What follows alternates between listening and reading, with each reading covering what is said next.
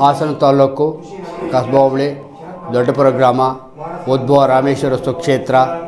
ಇಲ್ಲಿ ಇದು ಹೆಚ್ಚು ಕಡಿಮೆ ರಾಮೇಶ್ವರ ಉದ್ಭವವಾಗಿ 1250 ವರ್ಷ ಆಗಿದೆ. ಅಲ್ಲಿಂದ ಇಲ್ಲಿವರೆಗೂ ಕೂಡ ಬೆಳ್ಕೊಂಡು ಬರ್ತಾಯಿದೆ. ಸ್ವಾಮಿ ಸ್ವಯಂಭವ ಮೂರ್ತಿ. ಹಾಗೆ ನಾವು ವಂಶಪಾರಂಪರ್ಯವಾಗಿ ಪೂಜೆಯನ್ನು ನಿತ್ಯಗಟ್ಟಲೆ ಹೆಚ್ಚುಗಟ್ಟಲೆ ಪೂಜೆಯನ್ನು ನಡೆಸ್ಕೊಂಡು ಬರ್ತಾಯಿದ್ದೀವಿ.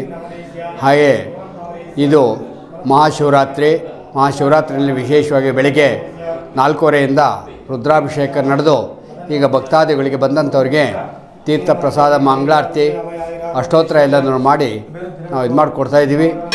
ಹಾಗೆ ಸ್ವಾಮಿ ಇವತ್ತು ಕೂಡ ಬಂದಂಥವ್ರಿಗೆಲ್ಲರಿಗೂ ಕೂಡ ಒಳ್ಳೆಯದಿದೆ.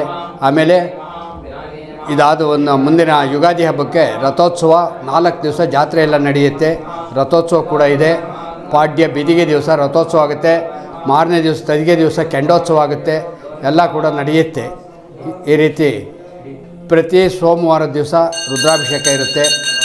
ಆಮೇಲೆ ಪ್ರತಿ ಅಮಾವಾಸ್ಯೆಯಲ್ಲಿ ರುದ್ರಾಭಿಷೇಕ ಬಂದಂಥ ಭಕ್ತಾದಿಗಳಿಗೆ ವಿಶೇಷವಾಗಿ ದಾಸೋಹ ನಡೆಯುತ್ತೆ.